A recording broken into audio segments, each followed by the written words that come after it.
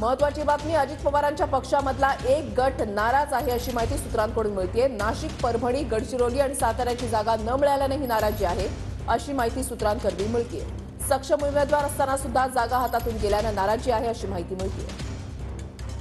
अक्षय मणकडी आमचे प्रतिनिधी आमच्या सोबत आहेत, अधिक तपशील जाणून घेणार आहोत। अक्षय, खरं तर राष्ट्रवादी काँग्रेस पक्ष अजित पवार यांच्या गटातील काही नेते मंडळी जे आहेत ते नाराज असल्याची चर्चा जी आहे ती सध्या आता जोर धरू लागलेली आहे आणि त्याची सूत्रांची देखील माहिती आहे। खरं तर अजित पवार यांच्या राष्ट्रवादीकडनं जवळपास 7 लोकसभा मतदारसंघांवरती दावा ठोकण्यात आलेला होता, परंतु आत्ताचं सध्याचं चित्र पाहिलं तर फक्त 4 लोकसभा मतदारसंघ जे आहेत राज्यातील ते अजित पवार यांच्या वाट्याला आलेले असल्याचं पाहायला मिळतंय। त्यापैकी 4 लोकसभा मतदारसंघ हे महत्वाचे, अर्थात रायगड असेल, शिरूर असेल, त्याचसोबत बारामती असेल आणि धाराशिव असेल, या 4 लोकसभा मतदारसंघाचा प्रामुख्याने यात समावेश आहे। परंतु ज्या लोकसभा मतदारसंघांवरती अजित पवार यांच्या राष्ट्रवादीने दावा ठोकलेला ते प्रामुख्याने म्हणजे नाशिक, परभणी आणि गडचिरोली या तिन्ही लोकसभा मतदारसंघामध्ये सक्षम उमेदवार असताना देखील त्या मतदारसंघामधनं राष्ट्रवादीला पिछेहाट करावी लागलेली आहे आणि